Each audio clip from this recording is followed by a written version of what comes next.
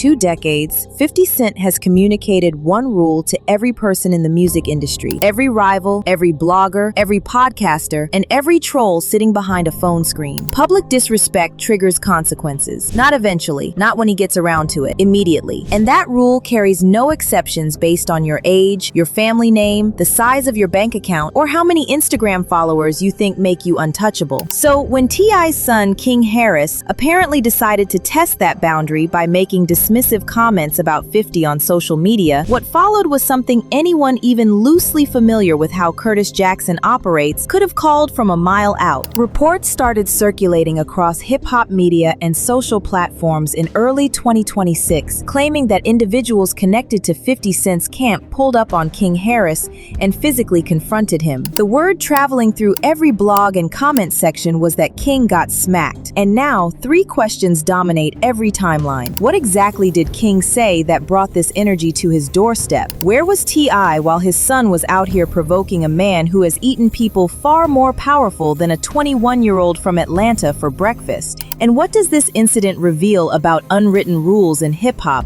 that apparently carry the same weight in 2026 as they did when 50 first arrived on the scene? Breaking this down properly requires understanding who King Harris actually is and how he keeps landing in situations that could easily destroy him. Born on August 25th of 2004, King came into the world as the son of Clifford T.I. Harris and Tamika Tiny Harris, which placed him inside one of hip-hop's most recognizable families from the moment he took his first breath. T.I. built a legacy as a pioneer of trap music, self-proclaiming himself the king of the South and stacking enough commercial success, street credibility, and cultural influence to defend that title for over a decade. Millions of records left the shelves with his name on them. Movie roles followed. Business ventures expanded. A federal weapons charge also arrived in October of 2007 after T.I. attempted to purchase unregistered machine guns and silencers, landing him roughly a year inside a federal facility before his release in December of 2009. I had guns in the car,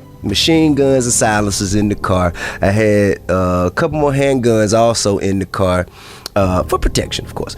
And all of those, we feel we could have beat. Yeah, because there were never any conversations about silencers. Right. There's nothing, anything about you talking about machine guns. Right. And nothing to do with that. When they went to my house and went in my closet and saw I had a vault full of more guns. And that presented a bit of a problem. But not even just that. The method in which you gained entry into this vault in my closet in the master bedroom of my house was biometric fingerprint scan, which I thought was very cool 007 type shit to do at the time.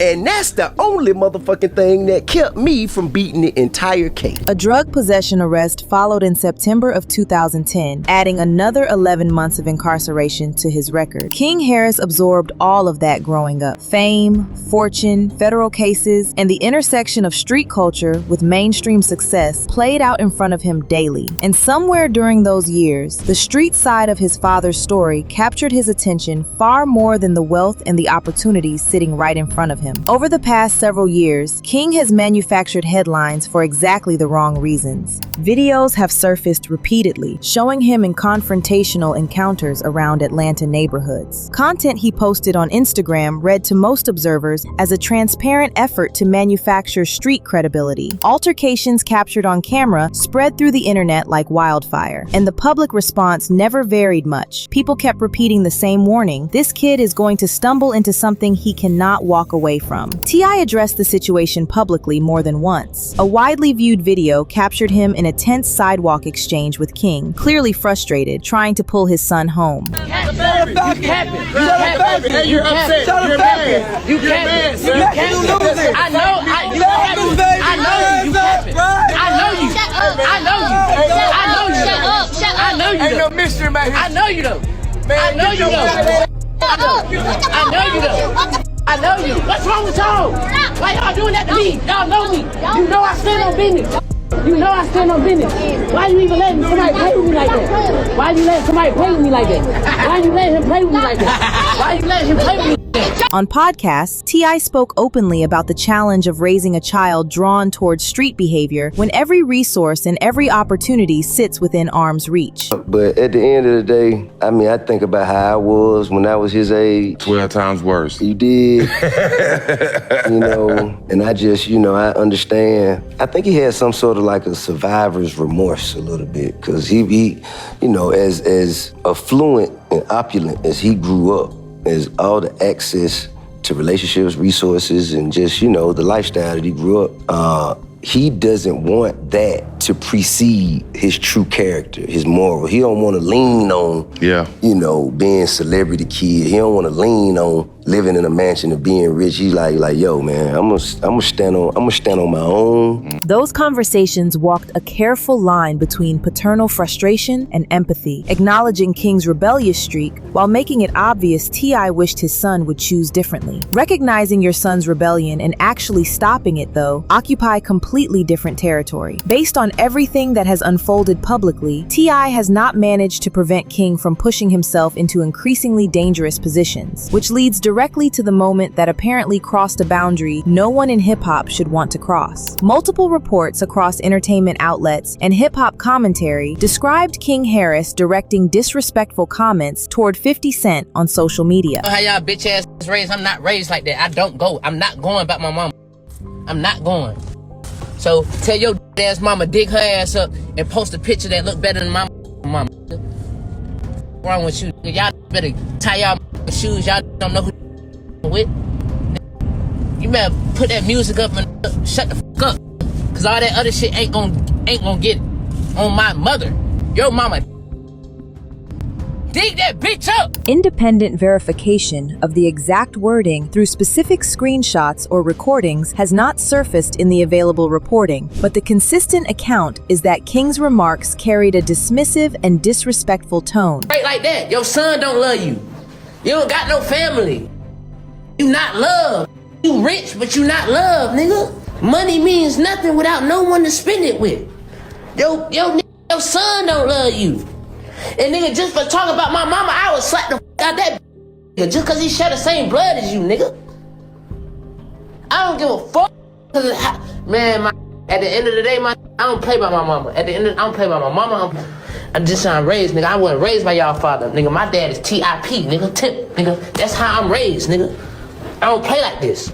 Potentially challenging 50's relevance or questioning his street credentials. Absorb that for a second. A 21-year-old kid whose claim to fame is being a rapper's son decided to go online and publicly disrespect Curtis Jackson, the same man who caught 9 bullets on May 24th of 2000 outside his grandmother's house in Queens and turned survival into a commercial empire worth tens of millions. The same man who methodically disassembled Ja Rule's entire career across several years of sustained pressure and has never come out on the losing end of any public conflict. The same man who tormented Rick Ross, financially suffocated Young Buck, humiliated Randall Emmett over an alleged $1 million debt, traded shots with French Montana for years, and approached every single conflict with a level of pettiness and persistence that qualifies as legendary. The same Curtis Jackson currently producing Netflix documentaries about Diddy and posting about Jay-Z's connection to the Epstein files without a visible trace of hesitation. King Harris selected that man as a target on the internet, the platform where 50 Cent operates with the efficiency of a military campaign. Understanding why the aftermath was predictable requires examining 50's track record with detail, because the pattern here is not subtle. Letting things go has never been part of Curtis Jackson's programming. His complete public identity rests on the principle that disrespect receives a response every time without negotiation.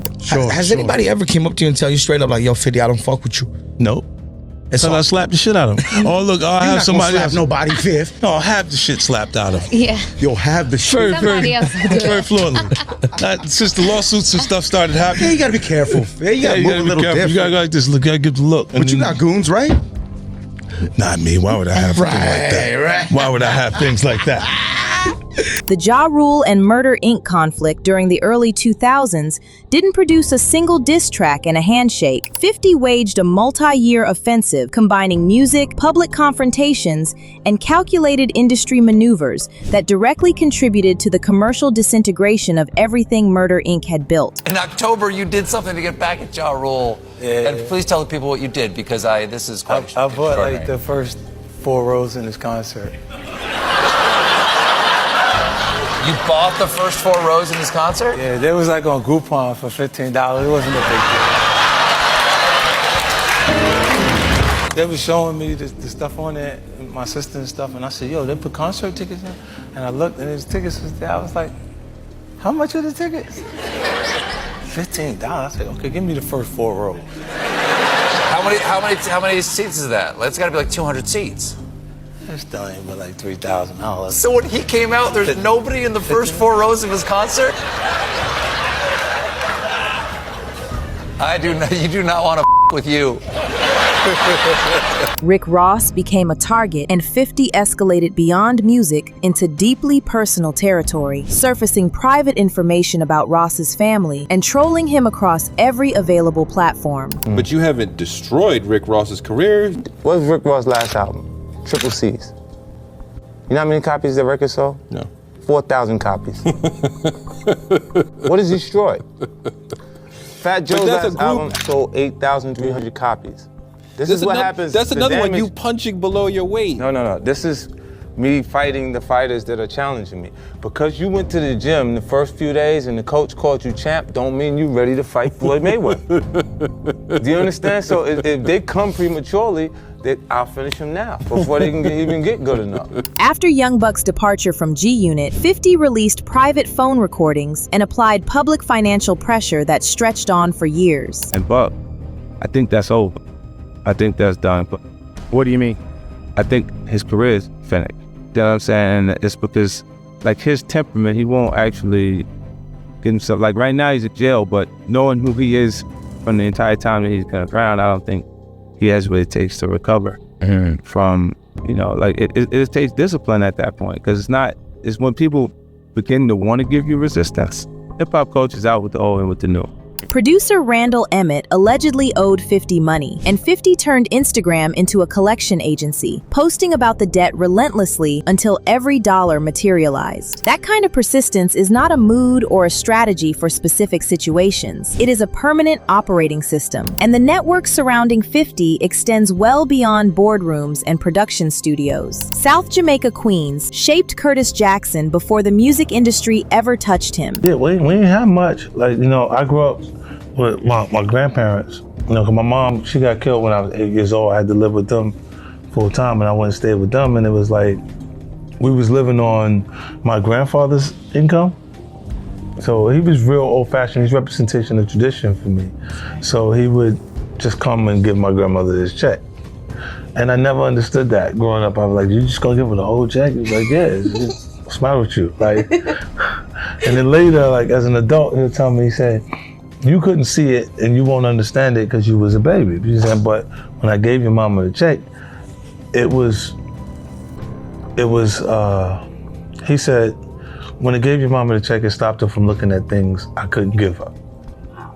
Because she was aware of what was really there, it made my responsibilities her responsibilities. G-Unit as a brand carries significance that transcends chart positions and television ratings. The people circulating through 50's orbit include figures rooted in his upbringing who maintain a presence in a world governed by rules that have nothing in common with Instagram hot takes and podcast opinions. When the phrase 50 Cent's affiliates appears in a headline, the conversation is not limited to talent managers and entertainment lawyers. The conversation includes a dimension that operates according to codes established long before social media existed. So when reports dropped claiming that individuals connected to 50 Cent's camp physically confronted King Harris following his public comments, the hip-hop world responded not with shock, but with something closer to exhaustion. Thousands of voices arrived at the same conclusion simultaneously. Everybody saw this coming. Specific details of the alleged confrontation shift depending on which source you consult. Some descriptions place King being approached and struck by individuals linked to G-Unit or 50's broader circle. Verification of the exact location and timing through first-hand accounts or official statements remains unavailable in current reporting. A confirmed public statement from 50 Cent claiming responsibility for or endorsing the physical encounter does not exist either, but that quiet carries its own weight, because 50's established pattern involves letting actions land first and following up with social media commentary afterward. Whether 50 personally orchestrated this specific situation remains an open question. The pattern, though, leaves no room for confusion. Public disrespect directed at Curtis Jackson triggers consequences, whether those consequences flow from his direct instruction or from people around him operating within a code that has functioned the same way for decades. The internet, naturally, had opinions stacked to the ceiling. The loudest group dropped the responsibility directly onto King Harris. Their reasoning was uncomplicated. Going online and disrespecting a man carrying 50 Cent's reputation and track record, then acting surprised when something physical materializes, reflects either ignorance or arrogance, and neither one protects you from the outcome. 50's history of responding to every slight is not classified information. Every human being who has crossed him publicly carries receipts of what happened next. King Harris either understood that and moved recklessly anyway, or genuinely failed to research the man he was provoking, and both paths led to the same destination. A second faction aimed their criticism at T.I. directly. Years of opportunities to intervene in King's escalating behavior stacked up in the argument against him. The provocative social media posts, the street altercations captured on video, the consistent pattern of King placing himself in positions that invited exactly this kind of result. All of it pointed back to a parenting gap that T.I. had publicly acknowledged but never successfully closed. The blunt version of the question echoed through comment sections everywhere. How does T.I., a man who personally knows 50 Cent, who has experienced the complicated dynamics of their relationship firsthand, who has watched 50 dismantle people on and off the internet for 20 years, how does that man fail to communicate to his own son that targeting Curtis Jackson is a decision with serious physical consequences? Because T.I. is not unfamiliar with 50. Their history includes stretches of mutual professional respect mixed with periods of public tension. If I ask you to paint a picture of the American flag and not use the color red, you're gonna have a difficult time. You know, I understand it. I'm actually angry at some points when I'm confused or I don't have information. So again, I understand why I'm constantly being attacked on some levels, but you see T.I. anxious to answer the same question because he falls into the same category. I think, you know, what 50 was trying to put in the word without losing his temper is that like it all starts at home. Okay, I'm a father of 5, okay? And my kids watch BET, they watch all kinds of videos, they watch movies, they listen to music, they like 50, they like Lil Wayne, they like, you know, whomever you can mention. But when my children look at this TV and see these videos and listen to this music, I don't care how impressionable it is. They know they ain't gonna have to deal with 50, they gonna have to deal with daddy. 50 has aimed social media trolling at T.I., covering legal troubles, family dynamics, and personal matters. T.I. has responded when he chose to. The relationship between these two men carries documentation spanning years. T.I. possesses full awareness of how 50 operates, what his reach looks like, and what historically befalls anyone who disrespects him in a public forum. His own son landing on the receiving end of that equation reveals a breakdown somewhere between the knowledge T.I. holds and the message King received. A third perspective expressed concern from a different angle entirely. King Harris, born in 2004, remains a young man regardless of his online behavior, and grown individuals connected to one of the most powerful figures in entertainment physically confronting him raises uncomfortable questions about proportionality. This viewpoint acknowledged King's recklessness without dismissing the reality that a significant age and power gap separates a celebrity teenager's son from 50 Cent's extended network. A fourth current running through the conversation used the entire episode as a broader warning. Celebrity children who perform street culture on Instagram without grasping what that culture actually demands when tested in real life are gambling with stakes they do not comprehend. King Harris just posted this report from the DEA that says that 50 Cent tried to make an anonymous call to report someone for unaliving somebody who was affiliated with G Unit. And then when the DA's office found out that 50 Cent was the one that placed the anonymous call, during their interview with him, he said that he was in fear for his life. Now, there's a lot that goes into this story because you need to know that Lodi Mack was a man who was affiliated with G Unit and was unalived in 2009. Now, according to this alleged DEA report that King Harris shared, 50 Cent reached out to the DEA's office anonymously to report someone for unaliving Lodi Mack.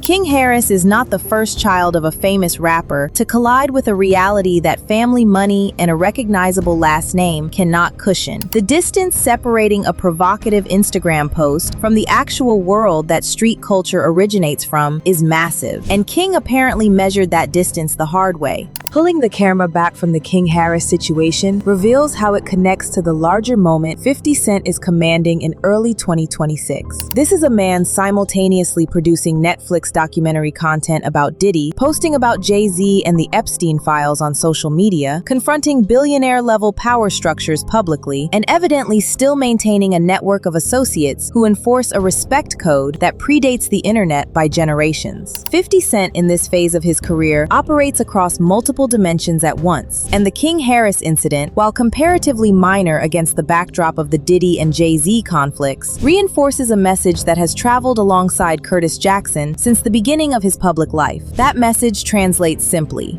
playing with his name is not a game. Confusing his role as a television producer and businessman with softness is a miscalculation. Is there anybody 50 Cent fears ever historically in life? All of the situations, if you don't have fear, then you're not smart, then you just not acknowledge the danger. Or at that point, I learned that for 50 and flow. Nah, yeah, but you just not, you both with that. You just not scared of nothing. You watch that guy that just has zero fear and say, yeah, we can get him, he's tough, we're gonna have a hard time chewing on him, but we're gonna get him. Mm-hmm. We get him. Like, other than that, you just gotta pay attention to your surroundings and things that's going on. Like, and you say, never saying toughest guy. So I'm gonna do what I want to do. Mm-hmm. And then if I die in the process, I would do what I wanted to do. For even the things, look, it's power to dog. Yep. I get hit, come back, get rich or die trying. Yeah. Right? And the process, because that's already what I'm feeling like I'm going to do. I'm in the process. It's the greatest thing is to watch me, because either I'm going to get rich or I'm going to die in the process. And this is where I'm gonna fall the record. The principles that governed his world in 1990s Queens remain active today, and they do not adjust based on the fame or fortune of the person who triggers them. T.I. now occupies a position with no clean exit. Responding aggressively toward 50 risks igniting a conflict that T.I. cannot sustain, especially given the cultural momentum and media power 50 currently wields. Silence projects an inability to protect his own family. Attempting private resolution demands a diplomatic skill set that the history between these two men does not naturally support. I seen you call for the verses. I spoke to them that I wanted to speak to. And told about you were fit. Yeah, man, we talk about this shit, man. This shit come out of nowhere. And when I jump out there, like he ain't know what's going on. I had no interest in standing on stage with that nigga. I don't respect it. King Harris, meanwhile, collected what might qualify as the most costly lesson of his young life, measured not in dollars, but in the currency that actually holds value in hip-hop, which is respect and reputation. Every future move he makes on social media will filter through the memory of this incident, and every person who considered testing 50 Cent's patience just absorbed another data point confirming that consequences arrive in physical form and carry no exemptions based on last names, family wealth, or the assumption that celebrity status functions as a shield. A career built on converting disrespect into content, consequences, and cultural moments produced the blueprint decades ago. King Harris apparently never studied it, and now his name sits permanently inside the archive.